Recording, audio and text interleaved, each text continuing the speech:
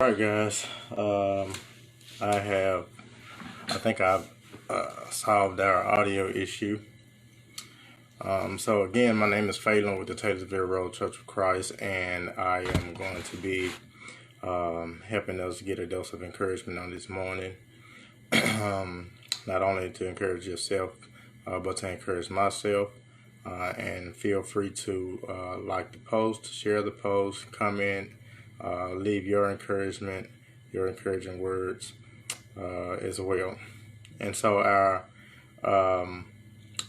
lesson this morning, our encouragement, will be coming from the book of James, chapter 5, verses 7 through 12. And I'll give you a few seconds to get there, and then I will go into the background, and then I will go into the words of encouragement. So James chapter 5, verses 7 through 12. James 5, verses 7 through 12 reads as follows: Therefore be patient, brethren, until the coming of the Lord. See how the farmer waits for the precious fruit of the earth, waiting patiently for it until it receives the early and latter rain. You also be patient.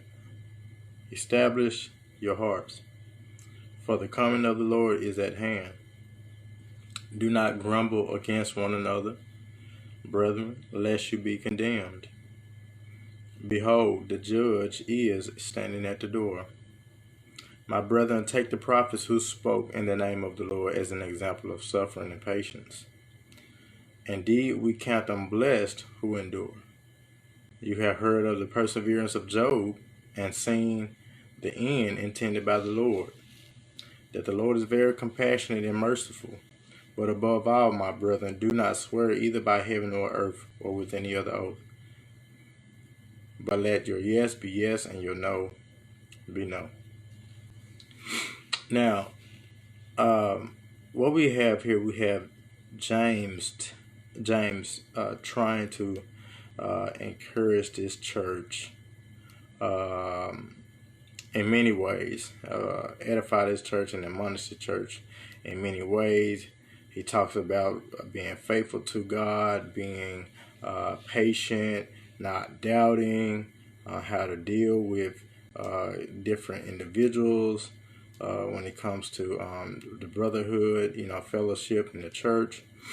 And what we have here, he starts off the passage, the chapter rather, talking about the rich and how the rich oppress the poor, and how they are frauding the laborers and all type of things like that. He's talking about how they have condemned and murdered the just.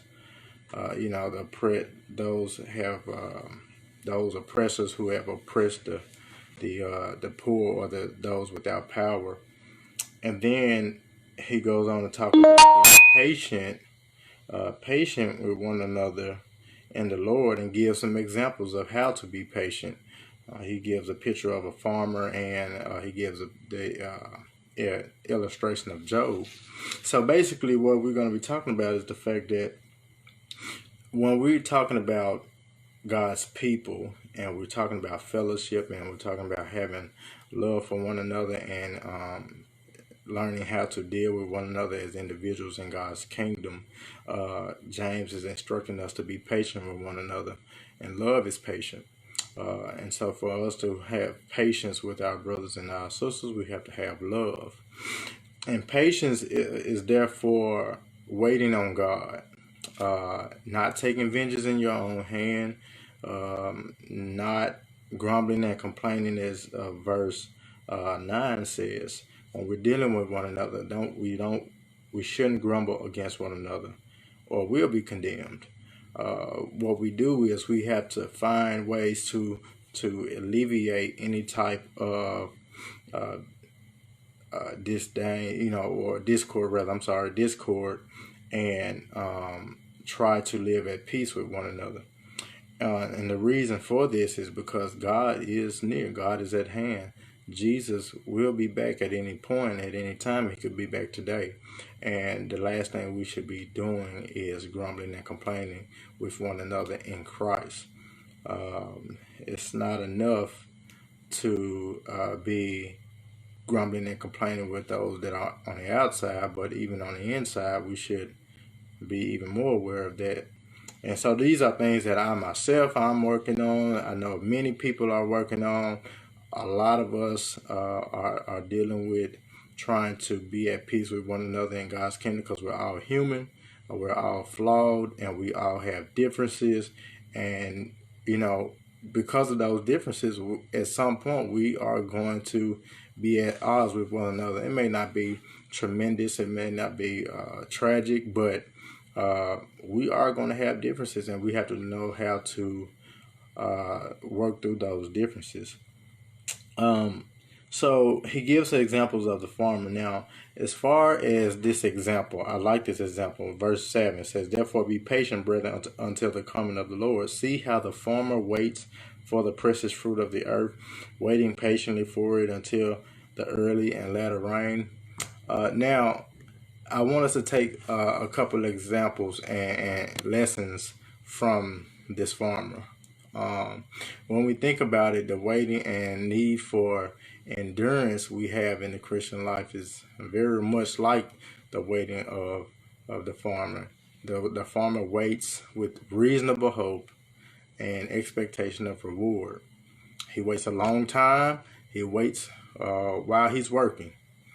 And this is all a lot of. I'm going to continue, but a lot of these things are very hard to do, guys, and we just have to pray, because this is a difficult task, but it can be accomplished. He waits dependent on things out of his own power, with his eye towards God.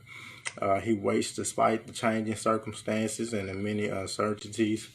He waits encouraged by the value of the harvest, what he might reap from waiting. He waits encouraged by the work and the reaping of others. He waits because he really has no other option. And he waits because there's no good in giving up. And he's aware of how the seasons work. That's one thing that we really have to focus on and really understand. There's a season for everything, and when we're having trials and there are things that we have to endure and persevere through, understand that there's a season for the reward. We have to wait sometimes.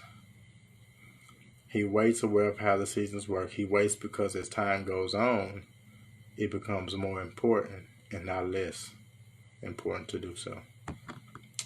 So, guys, the point of this lesson here is that when we're dealing with one another as Christians, this is something I'm working on myself.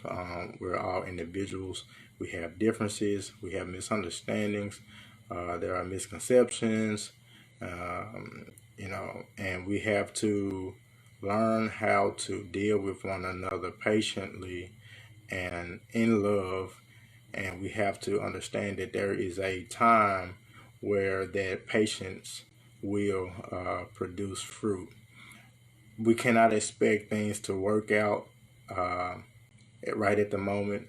It's not how it works. We have to give it time. We have to understand one another. We have to sympathize and empathize with one another. So, guys, I hope that this message brings comfort to you. Like I said before my video messed up the first time, I'm not the most articulate.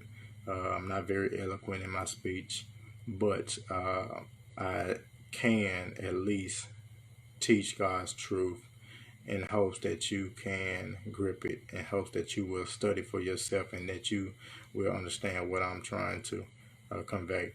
So thank you guys for tuning in. I hope that you have a blessed day.